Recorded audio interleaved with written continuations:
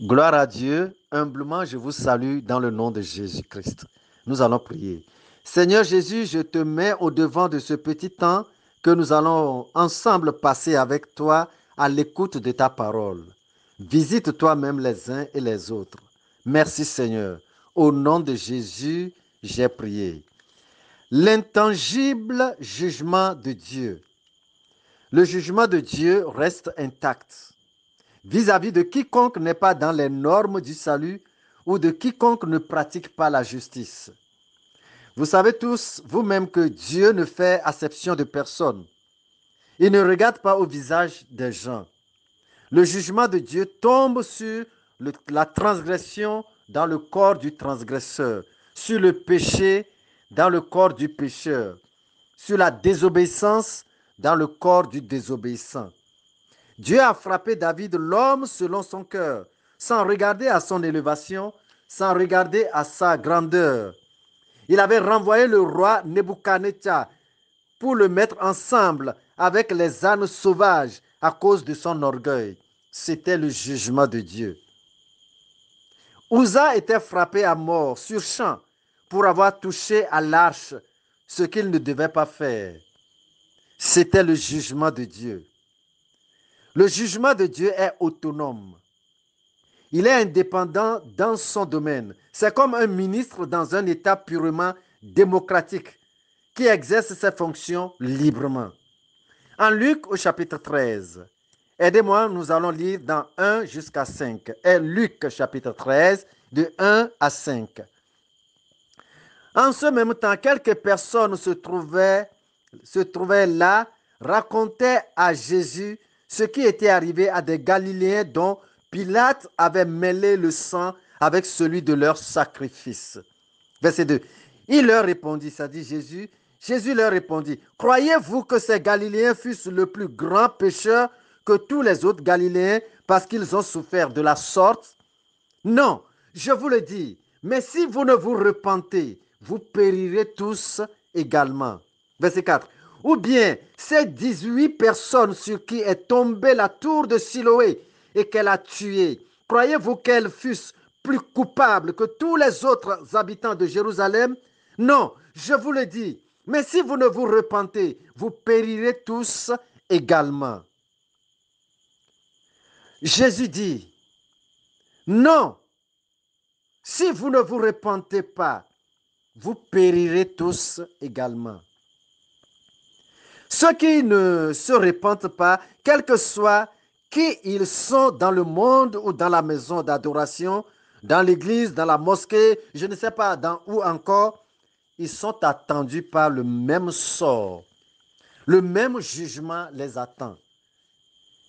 Devenir diacre dans une église n'est pas égal à la repentance. Ah mais non, être un guitariste, un saxophoniste, un pianiste ou un chanteur dans l'église n'est pas égal à la repentance. Ah mais non, terminer sa formation théologique dans une université chrétienne et sortir avec la mention la plus élevée n'est pas égal à la repentance. Ah non, avoir la gestion de la caisse centrale de l'église, cela n'a rien à voir avec la repentance. Tout faire pour devenir la femme du pasteur, la femme du prophète, ou avoir pour père le pasteur, cela n'a rien en commun avec la repentance. Jamais. Devenir un imam dans une mosquée, cela n'est pas synonyme de la repentance. Jésus leur répondit disant, non, si vous ne vous repentez, vous périrez tous également, comme ces Galiléens dont Pilate avait mêlé du sang avec celui de leur sacrifice. Et comme ces 18 personnes sur qui était tombée la tour de Siloé. Vous le savez bien, Judas Iscariote était un apôtre en plein temps comme les autres. Il recevait les mêmes grâces comme les autres. Mais son adhésion ou bien son appartenance à cette assemblée bénie n'est pas synonyme de la repentance. Ah non! Ah non! Ananias et Saphira, l'un des grands bienfaiteurs de l'Église.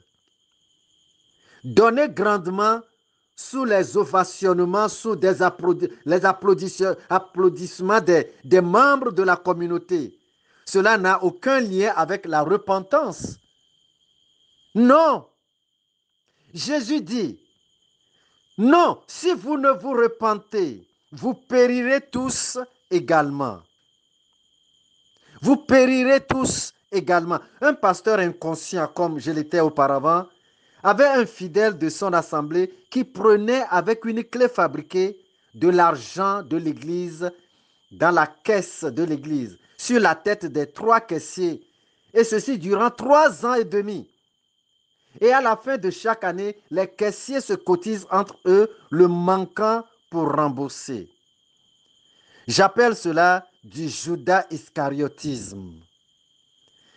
Le fidèle est tombé malade et, n'est-ce pas, mourant à l'hôpital, il fait appel au pasteur. Et le pasteur arrive incessamment.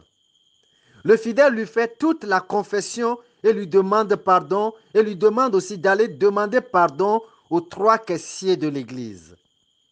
Et malheureusement, il est décédé 3 jours après. Le jour de l'enterrement, le pasteur, dans son message à la foule, avait dit tout ça, tout ce que ce fidèle a fait, comment il vole de l'argent. Et il dit en plus qu'il ne croit pas s'il verra Dieu. Écoutez-moi très bien. Ce pasteur, lui-même va mourir 2 ans plus tard suite à la maladie de VIH-Sida, provoquée par un seul acte d'adultère. Après, sa femme l'a suivi. Le Seigneur Jésus dit, non, si vous ne vous repentez, vous périrez tous également. Ce n'est pas parce que eux, ils ont péché beaucoup trop qu'ils sont morts ou qu'ils ont souffert, mais la Bible dit, si vous ne vous repentez pas, vous aussi, vous périrez tous également. Dieu aime beaucoup la repentance. En Proverbe au chapitre 28, nous prenons son verset 13. Allons-y vite. Proverbe au chapitre 28, verset 13. Celui qui cache ses transgressions ne prospère point, mais celui qui les avoue et les délaisse obtient miséricorde. Verset 14. Heureux l'homme qui est continuellement dans la crainte, mais celui qui endurcit son cœur tombe dans le malheur. Vous savez, rien d'autre ne vaut que la repentance aux yeux de Dieu. Qu'est-ce que je viens de dire? Rien d'autre ne vaut que la repentance aux yeux de Dieu. Et l'Éternel disait, repentez-vous.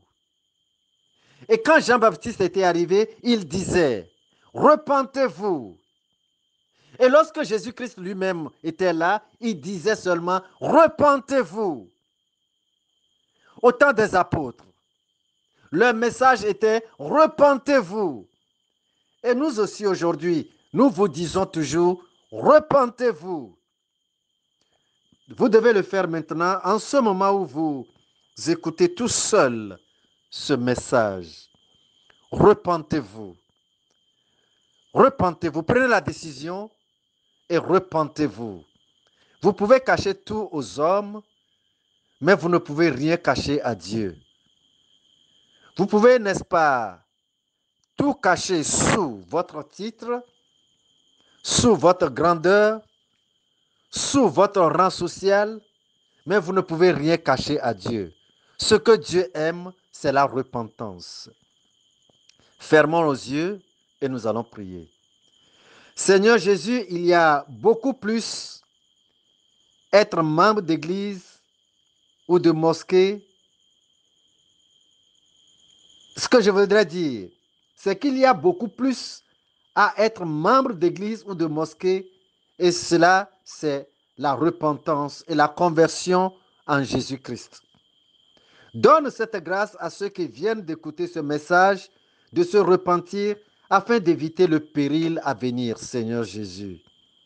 Conscientise tout le monde, que la repentance soit effective chez tous au nom de Jésus-Christ.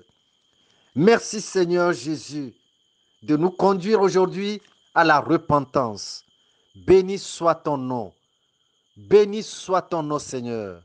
Merci pour l'amour que tu nous montres sans cesse. Sois béni, Papa. Au nom de Jésus, j'ai prié. Amen. Que le Seigneur vous bénisse abondamment et que sa grâce vous soit multipliée. À demain, nous allons nous revoir par la grâce de Dieu. Amen.